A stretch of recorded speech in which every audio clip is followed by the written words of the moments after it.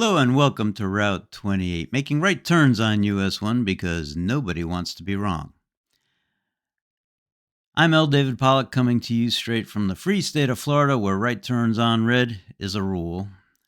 And today we're going to talk about, and I know it's been out of the news for a while, but Bud Light is still trying to resurrect their brand. Anheuser-Busch is just not giving up on it. Unfortunately, their approach, as far as I can tell, has been totally wrong. What they should have done a long time ago was just come out, apologize, say they had it wrong, and start marketing to the people who actually drink Bud Light. However, they didn't. They stuck with their woke ideology and the LGBTQRSTLMNOP group. And let's face it, now I saw it earlier today, in fact.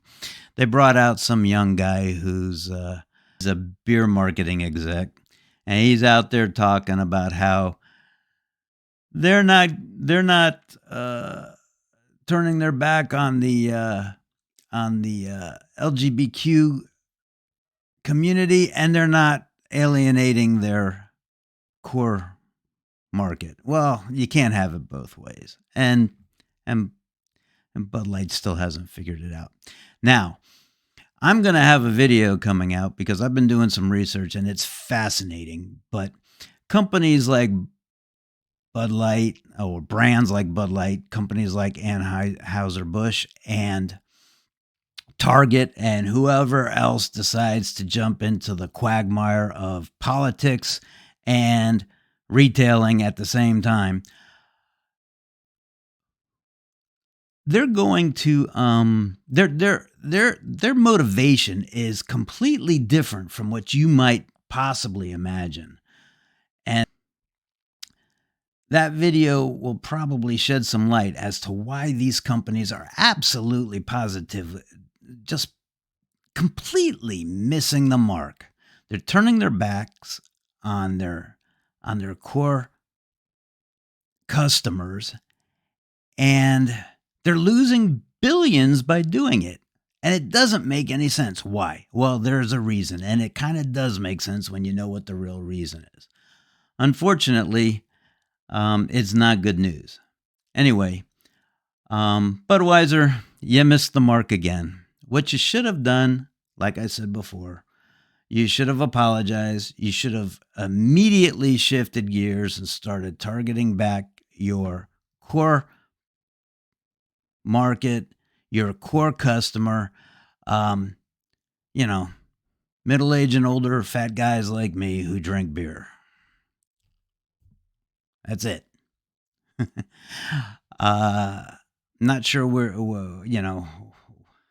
well, I do know what your motivation is because I've been researching it, but it's not something that's not going to be a sustainable situation for you as far as market is concerned. Because right now, what I've done, and I am so disappointed by this, I did some research as to which brands are associated with Bud Light, and I found out, I'm so disappointed.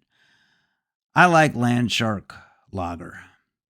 I've liked it for a long time. I did not realize it was an Anheuser-Busch product, and unfortunately, I still have some. I am going to drink it. I am not buying any more. My next beer purchase is probably going to be Miller Lite, which I like. I just don't like it as much. All right. And maybe I'll start diving into the Miller MGD. I don't know. I don't think I've ever had one of those. But we'll see. Anyway, there's lots of options out there.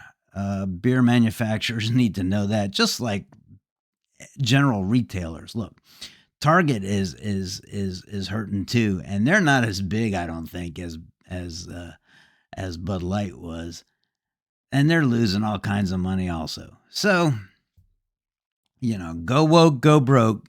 Everybody knows it. I will do some more research, and I'm going to give you an explanation as to why all this is happening, because it doesn't make sense. It didn't make sense to me until I started looking into it, and I can tell you it's not a sustainable situation. We've got some problems going on in this country, and we've got some problems going on in our economy. And you don't have to be a genius to figure that out. Despite Joe Biden and his Biden economics. That's going to be a video too. All right. Well, if you enjoy what you're hearing here on Route 28, go ahead and subscribe. Don't forget to hit that thumbs up button. And until next time, have a good day.